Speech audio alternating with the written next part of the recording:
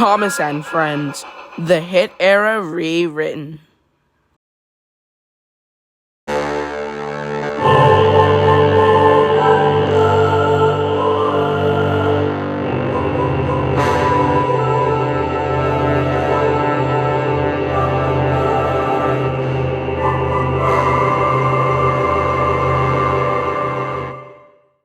Diesel's Prevail, Part 3. It was a gloomy day on the island of Sodor for Diesel, and with the news of his driver getting spread around Sodor, he could only think of what happened.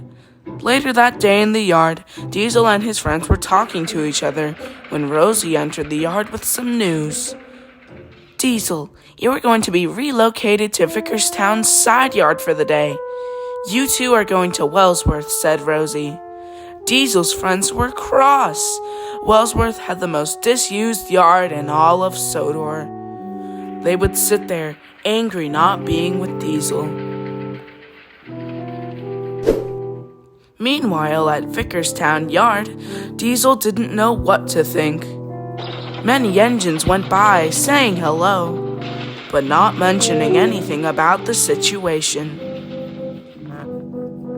A few hours later, still in the same place, Diesel began to think about the engines. They were so nice about it, but they're steam engines.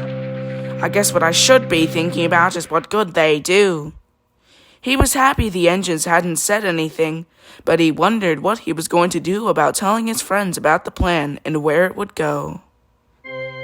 Back at Wellsworth, the two Diesels stopped being angry and started wondering why they were at Wellsworth in the first place. Maybe they are doing some maintenance to the yard, said one hopefully, and the other agreed. Soon, Edward arrived with his last train of the day.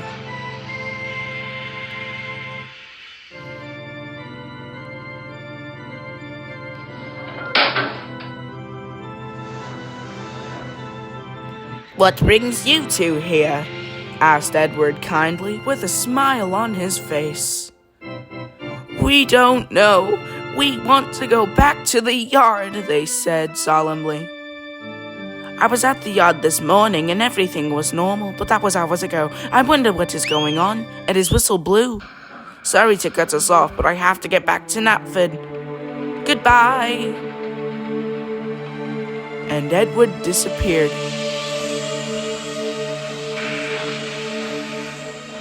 The Diesels were tired of waiting, so they headed back to the yard. That night when Henry came back with Diesel, he had the biggest smile of all. He beamed from buffer to buffer. Everyone was there with lights and banners, and lightheartedly, the party had started. And Diesel was confused, but he still joined the fun.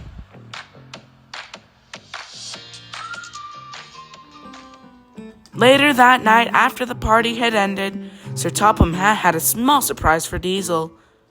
"Now, you'd usually not deserve this, but with what happened to your driver yesterday, you most indefinitely do," he said solemnly. Diesel slowly started to catch on. You wouldn't, sir," said Diesel happily. "I did," he replied.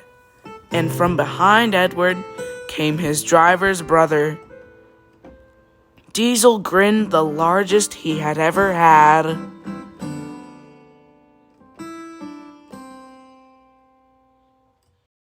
Roll the credits.